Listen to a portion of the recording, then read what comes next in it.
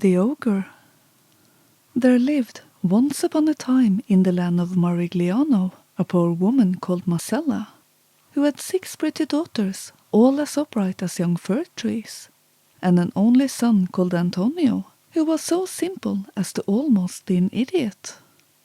Hardly a day passed without his mother saying to him, "What are you doing, you useless creature?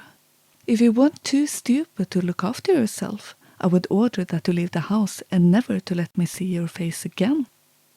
Every day the youth committed some fresh piece of folly, till at last Marcella, losing all patience, gave him a good beating, which so startled Antonio that he took to his heels and never stopped running till it was dark and the stars were shining in the heavens.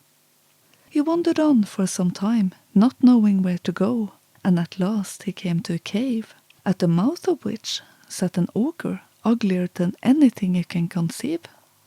He had a huge head and a wrinkled brow, eyebrows that met, squinting eyes, a flat broad nose, and a great gash of a mouth from which 2 huge tusks stuck out. His skin was hairy, his arms enormous, his legs like sword blades, and his feet as flat as ducks. In short, he was the most hideous and laughable object in the world. But Antonio, who with all his faults was no coward, and was moreover a very civil-spoken lad, took off his hat and said, "Good day, sir. I hope you are pretty well. Could you kindly tell me how far it is from here to the place where I wish to go?"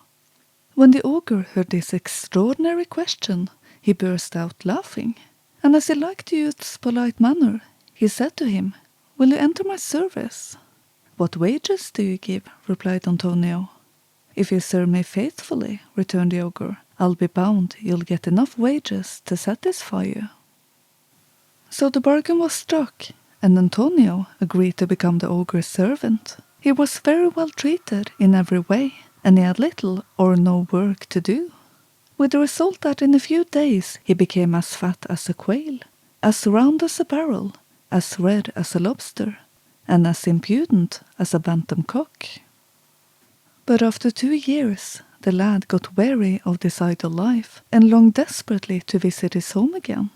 The ogre, who could see into his heart and knew how unhappy he was, said to him one day, "My dear Antonio, I know how much you long to see your mother and sisters again, and because I love you as the apple of my eye, I am willing to allow you to go home for a visit. Therefore, take this donkey so that you may not have to go on foot. But see that you never say Bricklebrit to him, for if you do, you'll be sure to regret it." Antonio took the beast without as much as saying thank you, and jumping on its back, he rode away in great haste. But he hadn't gone 200 yards when he dismounted and called out, "Bricklebrit." No sooner had he pronounced the word than the donkey opened its mouth and poured forth rubies, emeralds, diamonds, and pearls as big as walnuts. Antonio gazed in amazement at the sight of such wealth, and joyfully filling a huge sack with the precious stones, he mounted the donkey again and rode on till he came to an inn. Here he got down, and going straight to the landlord, he said to him, "My good man, I must ask you to stable this donkey for me. Be sure you give the poor beast plenty of oats and hay, but beware of saying the word Bricklebrit to him, for if you do, I can promise you will regret it. Take this heavy sack too, and put it carefully away for me." The landlord, who was no fool, on receiving this strange warning and seeing the precious stones sparkling through the canvas of the sack, was most anxious to see what would happen if he used the forbidden word. So he gave Antonio an excellent dinner with a bottle of old wine and prepared a comfortable bed for him. As soon as he saw the poor simpleton close his eyes and had heard his lusty snores, he hurried to the stables and said to the donkey, "Bricklebrit," and the animal, as usual, poured out any number of precious stones. When the landlord saw all these treasures, he longed to get possession of so valuable an animal, and determined to steal the donkey from his foolish guest. As soon as it was light next morning, Antonio awoke, and having rubbed his eyes and stretched himself about 100 times, he called to the landlord and said to him, "Come here, my friend, and produce your bill, for short reckonings make long friends." When Antonio had paid his account, he went to the stables and took out his donkey, as he thought, and fastening a sack of gravel, which the landlord had substituted for his precious stones, on the creature's back, he set out for his home. No sooner had he arrived there than he called out, "Mother, come quickly, and bring tablecloths and sheets with you, and spread them out on the ground, and you will soon see what wonderful treasures I have brought you." His mother hurried into the house, and opening the linen chest where she kept her daughter's wedding outfits, she took out tablecloths and sheets made of the finest linen, and spread them flat and smooth on the ground. Antonio placed the donkey on them and called out, "Bricklebit." But this time he met with no success, for the donkey took no more notice of the magic word than he would have done if a lyre had been twanged in his ear. 2, 3, and 4 times did Antonio pronounce Bricklebit, but all in vain, and he might as well have spoken to the wind. Disgusted and furious with the poor creature, he seized a thick stick and began to beat it so hard that he nearly broke every bone in its body. The miserable donkey was so distracted at such treatment that, far from pouring out precious stones, it only tore and dirtied all the fine linen. When poor Marcella saw her tablecloths and sheets being destroyed, and instead of becoming rich, she had only been made a fool of, she seized another stick and belaboured Antonio so unmercifully with it that he fled before her, and never stopped till he reached the ogre's cave. When his master saw the lad returning in such a sorry plight, he understood at once what had happened to him, and making no bones about the matter, he told Antonio what a fool he had been to allow himself to be so imposed upon by the landlord, and to let the worthless animal be palmed off on him instead of his magic donkey. Antonio listened humbly to the ogre's words, and vowed solemnly that he would never act so foolishly again. And so a year passed, and once more Antonio was overcome by a fit of homesickness, and felt a great longing to see his own people again.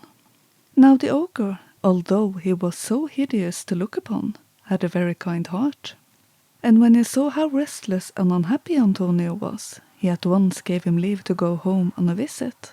At parting he gave him a beautiful tablecloth and said, "Give this to your mother, but see that you don't lose it as you lost the donkey.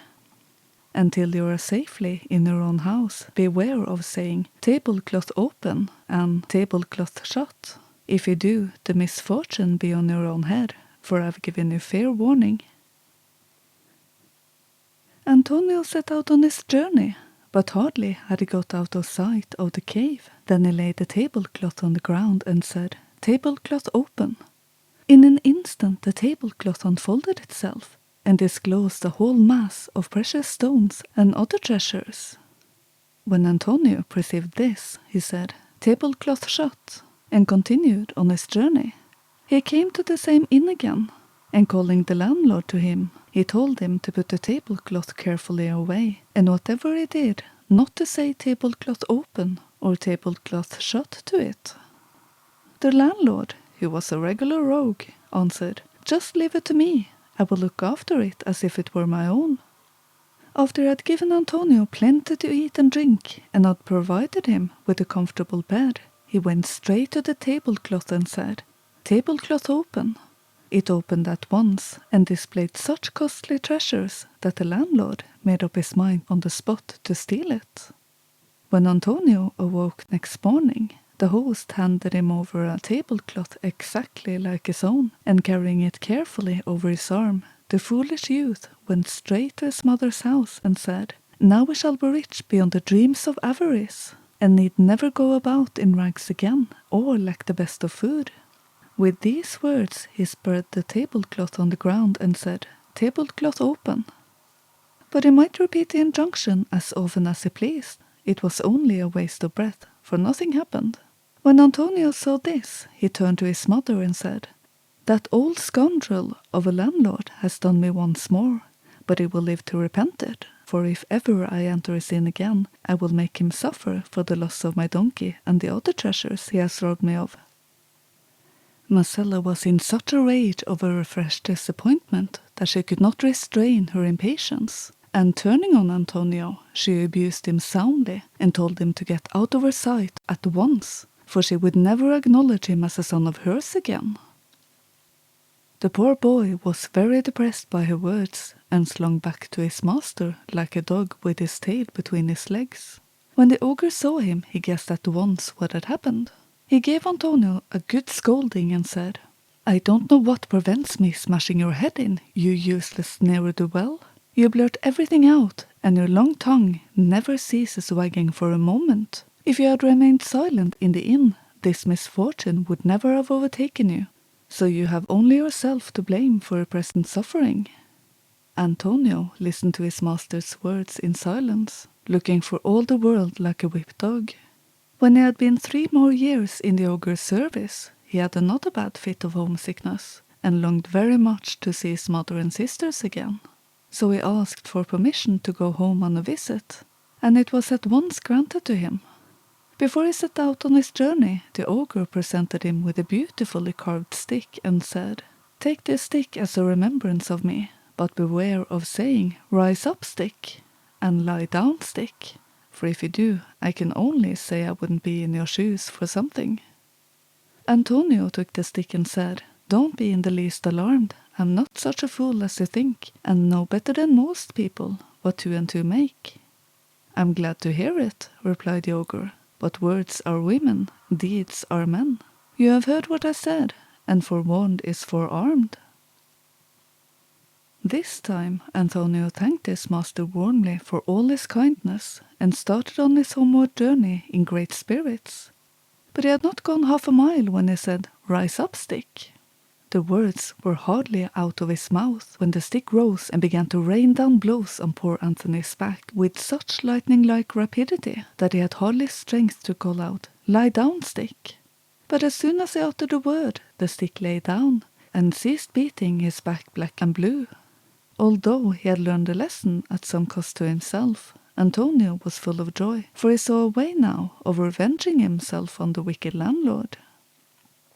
Once more he arrived at the inn, and was received in the most friendly and hospitable manner by his host. Antonio greeted him cordially and said, "My friend, will you kindly take care of this stick for me? But whatever you do, don't say 'Rise up, stick.' If you do, you will be sorry for it, and you needn't expect any sympathy from me." The landlord, thinking he was coming in for a 3rd piece of good fortune, gave Antonio an excellent supper, and after he had seen him comfortably to bed, he ran to the stick, and calling to his wife to come and see the fun, he lost no time in pronouncing the words, "Rise up, stick." The moment he spoke, the stick jumped up and beat the landlord so unmercifully that he and his wife ran screaming to Antonio, and, waking him up, pleading for mercy. When Antonio saw how successful this trick had been, he said, "I refuse to help you unless you give me all that you have stolen from me. Otherwise you will be beaten to death." The landlord, who felt himself at death's door already, cried out, "Take back your property, only release me from this terrible stick." And with these words he ordered the donkey, the tablecloth, and other treasures to be restored to the rightful owner. As soon as Antonio had recovered his belongings, he said, "Stick, lie down," and it stopped beating the landlord at once. Then he took his donkey and tablecloth and arrived safely at his home with them. This time the magic words had the desired effect, and the donkey and tablecloth provided the family with treasures untold. Antonio very soon married off his sister, made his mother rich for life, and they all lived happily ever after.